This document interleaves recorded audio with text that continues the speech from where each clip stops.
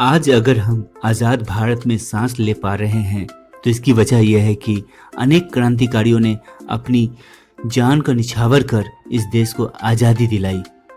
लेकिन बहुत सारे क्रांतिकारियों के नाम इतिहास में दबा दिए गए, जिसकी वजह से हमें उनके बारे में पता ही नहीं। इतिहासकारों ने बहुत ही चालाकी से केवल वैसे नाम ही उजागर किए जो उस समय के शासन के अनुकूल थे।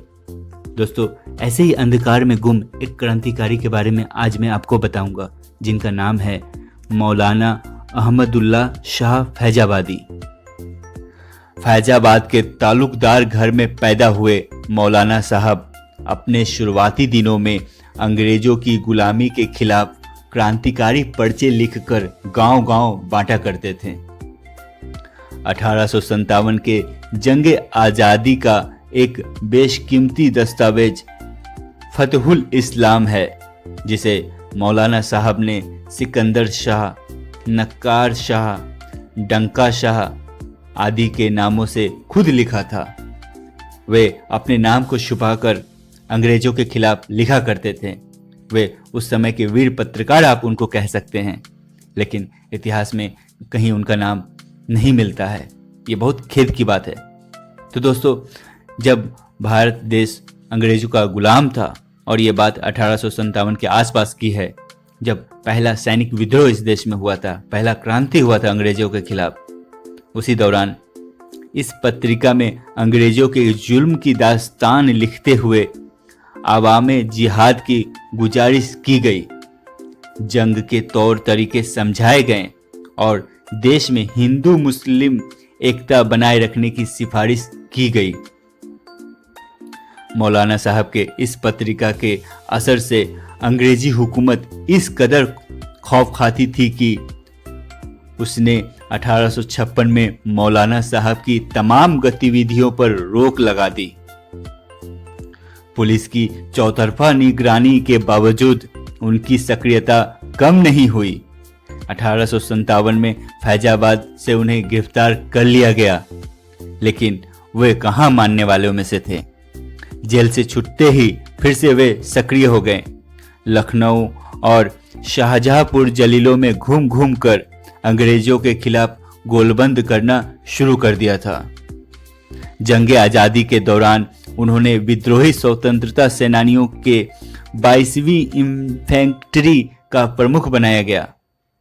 यह क्रांतिकारियों का वह दस्ता था जिसने चिन्हट की प्रसिद्ध लड़ाई में हेनरी लॉरेंस के नेतृत्व में ब्रिटिश सेना को बुरी तरह पराजित किया था।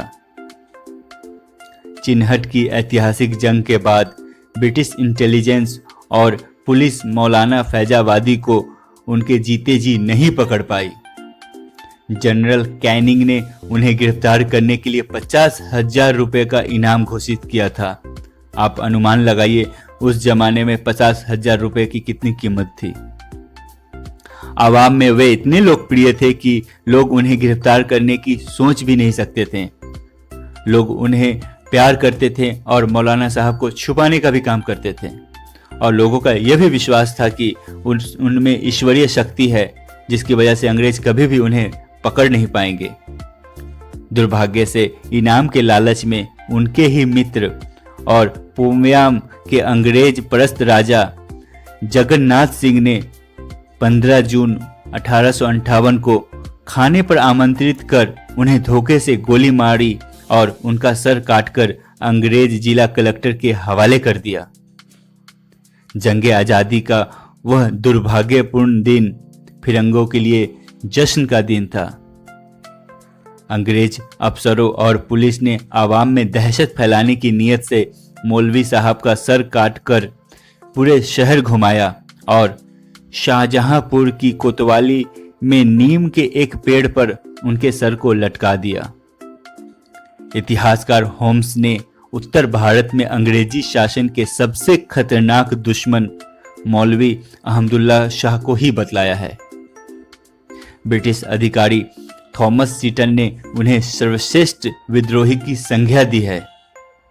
प्रसिद्ध अंग्रेज इतिहासकार मालिसन ने लिखा है, मौलवी असाधारण आदमी थे।